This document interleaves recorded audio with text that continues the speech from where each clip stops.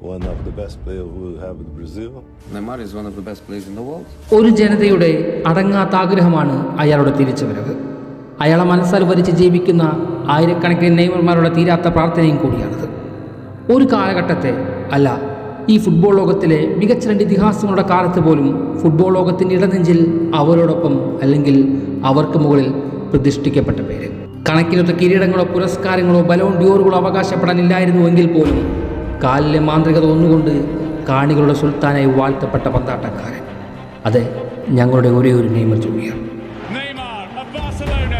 അയാളെ വിമർശിക്കുന്നവർ പോലും ഒരു കാലത്ത് അവൻ്റെ കളി കാണുവാൻ പൂതിപൂത്ത് കാത്തിരുന്നിട്ടുണ്ട്. റെയിൻബോകൾക്കും നെറ്റ്മകൾക്കും ട്രിബിളുകൾക്കും ഒപ്പം അവരുടെ ഇടനെഞ്ച് പോലും തുടിച്ചുകൊണ്ടേയിരുന്നിട്ടുണ്ട്. അതെ, കളി കാണുന്നവൻ്റെ മനസ്സിനെ മയക്കിയവനാണ് നെയ്മർ. പുൽമൈതാനങ്ങളെ ആനന്ദലഹരി പിടിപ്പിച്ചവൻ. സാന്റോസും കാറ്റലോണിയും പാരീസുമെല്ലാം അതിൻ്റെ നേർക്കാഴ്ചക്കാരാണ്. പരിക്കുകൾ ശീലമാക്കുമ്പോഴും എതിർത്താരങ്ങളെ അപമാനിക്കും തരത്തിലുള്ള സ്ഥിരം ശൈലി അയാളിൽ നിന്നും ഒട്ടും അസ്തമിച്ചു പോയിരുന്നില്ല. തുടർ പരിക്കുകൾക്ക് അത് കാരണമാകുമെങ്കിൽ പോലും അതൊന്നുമില്ലാത്ത നെയ്മർ ചിന്തകൾക്ക് അതീതം തന്നെയായിരുന്നു. ബ്രസീലുകാരുടെ സ്വപ്നങ്ങൾക്ക് വേണ്ടി പിറന്നവനായിരുന്നു അവൻ. പക്ഷേ കരിയറിൽ പകുതിയിലേറെ പരിക്കുകളാൽ വലഞ്ഞുകൊണ്ട് പുറത്തിരിക്കേണ്ടിയും വന്നിട്ടുണ്ട് അയാൾക്ക്. എന്നിട്ടും ഓരോ തിരിച്ചുവരവുകളിലും പകിട്ടൊട്ടും കുറയാത്ത രാവുകൾ നമ്മൾക്ക് വേണ്ടി അയാൾ ഒരുക്കിക്കൊണ്ടേയിരുന്നു. കാലത്തിൻ്റെ കുത്തൊഴുക്കിൽപ്പെട്ട് പിറന്ന മണ്ണിലേക്കും സാന്റോസിലേക്കും തിരികെ എത്തുമ്പോഴും ബ്രസീലിയൻ ജേഴ്സിലേക്ക് ഒരിക്കൽ കൂടി പുനർജന്മം കൊള്ളണമെന്ന് തന്നെയായിരുന്നു അയാളുടെയും അയാൾ ആരാധിക്കുന്നവരുടെയും അടങ്ങാത്ത ആഗ്രഹം. പക്ഷേ അതിനിടയിലും പൊട്ടിയ എല്ലുകളിലെ വേദന നിരന്തരം കാര്യങ്ങൾ ശ്രമകരമാക്കിക്കൊണ്ടേയിരുന്നു.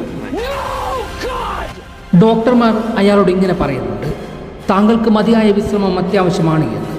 എന്നാൽ ഒരു ഇൻ്റർവ്യൂവിൽ ഒരു കുഞ്ഞ് നെയ്മറിനോട് ചോദിച്ച ചോദ്യത്തിനുള്ള ഉത്തരമെന്നോണം അയാൾ ഡോക്ടർമാർക്ക് ഇങ്ങനെ മറുപടി നൽകി: വേദനാശമനികൾ നിറച്ചിട്ടാണെങ്കിൽ പോലും ഞാൻ സാന്റോസിൻ്റെ വിജയത്തിന് വേണ്ടി ബൂട്ട് കെട്ടുമെന്ന്. അതിനർത്ഥം വേൾഡ് കപ്പിൽ ഒരിക്കൽ കൂടി മഞ്ഞക്കുപ്പായത്തിൽ അയാളെ കാണാമെന്നും തന്നെയാണ്. ഞാൻ ഒരിക്കൽ പറഞ്ഞതാണ് അയാൾ തിരികെ വരുമെന്ന്. സംഭവിക്കുമെന്ന് അന്ന് ഉറപ്പ് പറയാൻ സാധിക്കില്ല എങ്കിൽ പോലും അസംഭവമായത് പലതും സംഭവിക്കുമ്പോഴാണല്ലോ നാം അതിനെ അത്ഭുതമെന്ന പേരിട്ട് വിളിക്കാറ്.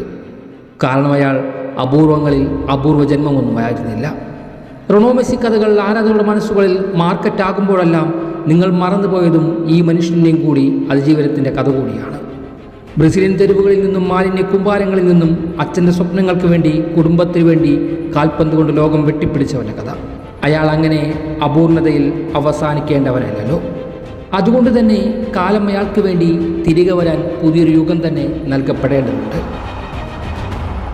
വേദനാശമനികൾ നിറച്ചാണെങ്കിൽ പോലും നെയ്മർ നിറഞ്ഞാടുമ്പോൾ ഉള്ളിൽ ഇന്നും ഒരാന്തലുണ്ട്, ഇനിയും പിടഞ്ഞ് വീണു പോകരുതെന്ന്. അതുകൊണ്ട് തന്നെ അത്ഭുതങ്ങൾക്കും അന്ധവിശ്വാസങ്ങൾക്കും കൂടെ നിൽക്കുവാൻ തന്നെയാണ് എനിക്കേറെയും ഇഷ്ടം. കാൽകൽപ്പം നേടിയൊരു നെയ്മർ ഞങ്ങൾക്ക് വേണമെന്നില്ല, പഴയ നെയ്മറായി പുനർജനിക്കണമെന്നില്ല. മൈതാനത്ത് അയാൾ പൂർണ്ണശക്തനായി കണ്ടാൽ മാത്രം മതിയാകും. തരംതാഴ്ത്തൽ ഭീഷണി നേരിടുന്ന സാന്റോസുകാർക്ക് വേണ്ടി തൻ്റെ ആത്മാർത്ഥതയെ ചോദ്യം ചെയ്തവർക്ക് മുന്നിൽ, തിരികെ വരില്ല എന്ന് കനവ് കണ്ടവർക്ക് മുന്നിൽ നെയ്മർ തൻ്റെ അവസാന വെർഷൻ ആടിത്തീർത്തത് ഒരു ഗോളും അസിസ്റ്റും കൊണ്ട് തന്നെയാണ്. അതെ, അയാളിൽ നിന്നും കെട്ടടങ്ങാത്ത, പരിക്കുകളിൽ വീണു പോകാത്ത മനോധൈര്യം സംഭരിച്ച ഒരു നെയ്മർ വെർഷൻ കൂടി അവശേഷിക്കുന്നുണ്ട്. അതുകൊണ്ട് അയാൾ ഇനിയും പരീക്ഷണങ്ങൾ താണ്ടുക തന്നെ ചെയ്യട്ടെ. ആൻസലോട്ടിയുടെ വിളി വരും വരെ. അന്നാ നിലങ്ങളിൽ തീ പിടിക്കും. മറന്നുപോയവരും മാറ്റി നിർത്തിയവരും പരിഹസിച്ചവരും നെയ്മർ ആരായിരുന്നുവെന്ന് ഒരിക്കൽ കൂടി ഓർത്തെടുക്കേണ്ടി വരും. Waiting for the last Neymar version.